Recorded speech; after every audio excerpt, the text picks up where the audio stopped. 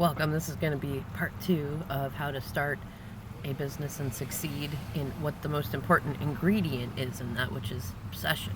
Now, as I was saying, I'm going to go through and do some videos later on about like each business that I started and like what worked and what didn't work, and learning about things along the way like exit strategies or business plans and things like that. Now, as I was saying though, like this coaching and tarot astrology business is the most successful one I've had to date, and it is that because I'm the most passionate about it. And actually at the beginning of the year I was so distraught, and in fact a lot of my relationship was very much hindered over the last especially 5 years because I was beating up on myself for not having succeeded yet to the level that I wanted to. I really wanted to be a much bigger success before I hit 30, and certainly before I hit 35, and I've got 1 year away from that. And it was really beating up on me that especially with ADHD and other neurodivergences that complicate things. They don't necessarily, sometimes they're strengths, but they do complicate things, and just not feeling like I was adulting at the highest level I feel like I could achieve was really getting to me. And I was picking almost anything and everything to like just, oh, I can do that, okay, or I can do enough of that and learn the rest along the way, and if I can succeed at this, then I can do what I really want to do. And because the things that I really wanted to do I knew would take time, and that they weren't going to be like the most immediate thing. And one of the biggest things I've learned in being an entrepreneur is that when you start, you're going to be giving away a lot of free work, and that means you got to come up with money from a different source.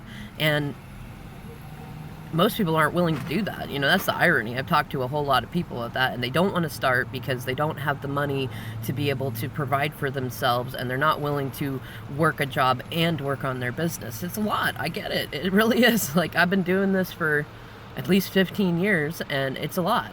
And actually, I started entrepreneuring when I was a kid before I knew what entrepreneuring was and had any attachment to whether or not I made money with it. So even longer than that, like probably a good 25 years. But what carried me through all that stuff and what has made this business successful is that I've been passionate about it. Like I've had times where I've started a business, and within 2 months I was making $5,000 a month, doing things that I loved.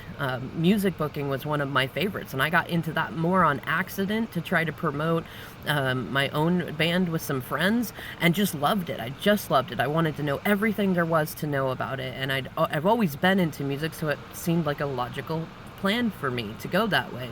And I made that money before I even knew that I made that money. And to be honest, most of it was lost because I have this like activist thing about wanting to make sure that I pay people enough that I didn't give myself enough to make sure. And we had some mishaps to where some bands created some financial problems, and I didn't want to, even though it wasn't my fault, I didn't want to have a bad reputation with the venues that I talked to, so I paid it. And so I didn't actually get to keep any of that money that came in. I didn't even realize that I made that much money until later, which then I learned about proper accounting and bookkeeping and things like that. Because when you kind of go into the fly-by-night of it, you're having fun, and that's like the key of it. That's why passion and obsession is the most important ingredient, because you're gonna fail. You're gonna fail, and you gotta be okay with failing. You're gonna have people who telling you what you're doing is stupid and that you should go work at a moving company or get a job at Boeing or do things like that.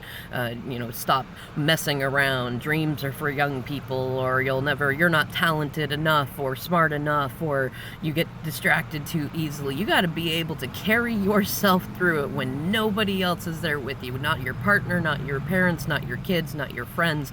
You gotta be obsessed with it. You gotta be so convinced and so faithful that you can do it, that in the moments that you feel like you can't, they're fleeting.